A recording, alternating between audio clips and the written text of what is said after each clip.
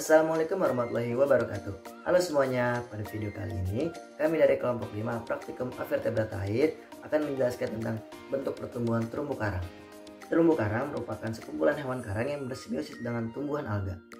Terumbu adalah sedimen dari kapur atau kalsium karbonat yang dihasilkan oleh karang. Sementara itu, karang adalah koloni ribuan hewan kecil yang disebut polip yang kemudian menghasilkan kapur. Menariknya, terumbu karang juga adalah habitat bagi berbagai spesies tumbuhan, hewan, dan mikroorganisme laut. Nah, warna-warni pada terumbu karang disebabkan oleh alga yang tumbuh bersama karang. Biota laut yang satu ini termasuk ke dalam ekosistem karbon biru yang memiliki kemampuan untuk menyerap karbon dioksida, seperti layaknya pepohonan di daratan. Di tengah-tengah krisis iklim yang terjadi, peran terumbu karang pun sangat besar dalam usaha mengurangi emisi karbon. Terumbu karang ternyata juga berfungsi sebagai perisai yang melindungi pesisir pantai dari gelombang laut dan badai. Coba bayangkan kalau tidak ada pelindung ini, laju abrasi ke pantai pun akan meningkat dan dapat mengurangi area pantai. Dan juga berpotensi merusak tempat tinggal penduduk di daerah pesisir dan bahkan dapat membahayakan para penduduk. Terumbu karang berfungsi sebagai tempat tinggal sampai puluhan ribu spesies penghuni laut. Terumbu karang diklaim mampu menyerap karbon 3 kali lebih baik dibandingkan dengan pepohonan. Terumbu karang juga membantu menyaring dan meningkatkan kualitas air laut. Perkembangan terumbu karang secara umum dikendalikan oleh sejumlah faktor utama, yakni faktor makro atau juga global, meso atau juga regional, dan mikro atau juga pulau. Ketiga faktor kendali utama ini dapat dijabarkan dengan faktor-faktor lingkungan tersebut. Yang pertama, ada kendali skala makro yang terdiri atas gaya tektonik dan paras muka laut.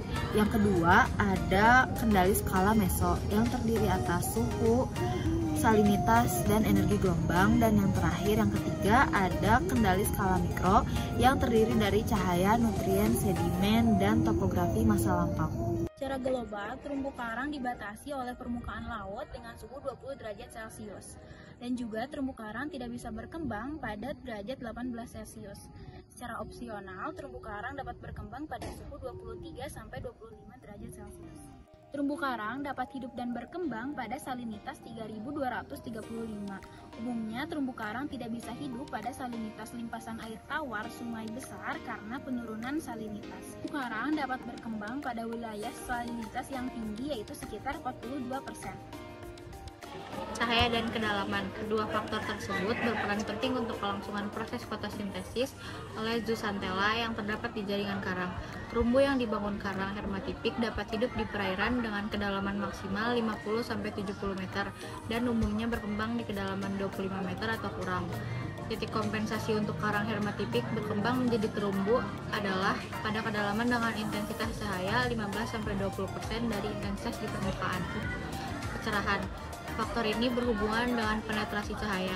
Kecerahan perairan tinggi berarti penetrasi cahaya yang tinggi dan ideal untuk memicu produktivitas perairan yang tinggi pula. Paparan udara terbuka merupakan faktor pembatas karena dapat mematikan jaringan hidup dan alga yang bersimbiosis di dalamnya. Gelombang merupakan faktor pembatas karena gelombang yang terlalu besar dapat merusak struktur terumbu karang. Contohnya, gelombang tsunami. Namun demikian, umumnya terumbu karang lebih berkembang di daerah yang memiliki gelombang besar. Aksi gelombang juga dapat memberikan pasokan air segar, oksigen, plankton, dan membantu menghalangi terjadinya pengadapan pada koloni atau polip karang. Arus. Faktor arus dapat berdampak baik atau buruk. Bersifat positif apabila membawa nutrien dan bahan-bahan organik yang diperlukan oleh karang dan zooxanthella. Sedangkan bersifat negatif apabila dia menyebabkan sedimentasi di perairan terumbu karang dan menutupi permukaan karang sehingga berakibat pada kematian karang, pertumbuhan karang, dan perkembangan terumbu. Diawali dengan Acropora tabulet. Karang ini berbentuk seperti meja atau table, sangat mudah untuk diidentifikasi. Contoh karang ini yaitu Acropora hyacinthus. Selanjutnya ada Acropora digitata. Jenis karang ini berbentuk menjari. Contohnya karang ini yaitu Acropora humilis. Selanjutnya ada Acropora sumacis. Karang ini berbentuk seperti transisi dari karang bercabang ke karang masif. Contohnya karang jenis ini yaitu Apora palifera. Kerang helipora atau kerang biru dinamakan begitu karena rangka kapurnya berwarna biru tidak seperti kerang lainnya. Kerang tubipora, polip pada kerang ini sering terlihat jelas keluar. Hal ini yang kadang membingungkan peneliti mencari keberadaan karang tabung di ekosistem terumbu. Karena sekilas lebih terlihat seperti kerang lunak. Coramilepora. Secara bentuk, kerang ini berbentuk bercabang seperti karang bercabang lainnya.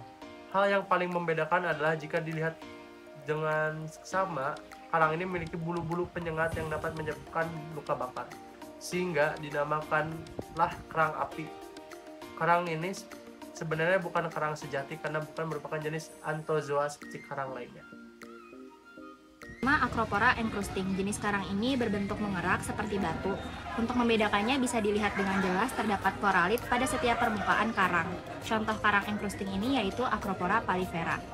Yang kedua ada Acropora branching. Sesuai namanya, jenis karang ini berbentuk seperti pohon atau tanduk rusak. Nah, jika dilihat secara detail terdapat jelas aksial koralit pada karang ini. Jenis ini paling banyak ditemukan dan juga yang paling cepat tumbuh. Contoh karang ini yaitu Acropora formosa. Selanjutnya ada koral submasif, hampir sama dengan jenis yang Acropora. Jenis ini berbentuk tidak beraturan dan seperti kolom. Contohnya yaitu Stylopora pistillata. Terus ada juga koral mushroom. Karang ini berbentuk seperti jamur. Di antara karang-karang lain, hanya karang ini yang bentuknya merupakan karang soliter. Contohnya ada Fungia sp. Terus selanjutnya ada koral masif. Karang ini salah satu yang mudah ditemukan. Bentuknya bongkahan seperti batu. Semakin besar ukuran karang ini, biasanya menandakan ekosistem karang yang cukup baik dan tidak terganggu, karena karang ini merupakan salah satu yang lama pertumbuhannya. Karang ini juga bisa digunakan sebagai indikator cuaca masa lalu. Dilihat dengan cara dilakukan coring atau pengeboran. Contohnya yaitu Leptoria tigrea.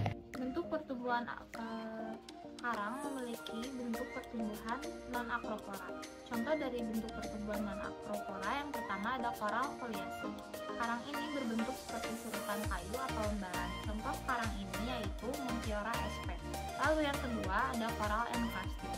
Karang ini berbentuk mengerak, kadang agak sulit di belakang jenis alga yang mengerak juga. Misalnya koral lain alga. Contoh karang jenis ini yaitu Leptoceris incrustans. Yang ketiga ada koral branching. Semua karang-karang bercabang yang tidak memiliki aksial koralit masuk ke dalam bentuk pertumbuhan ini. Contohnya yaitu Stylopora hystrix.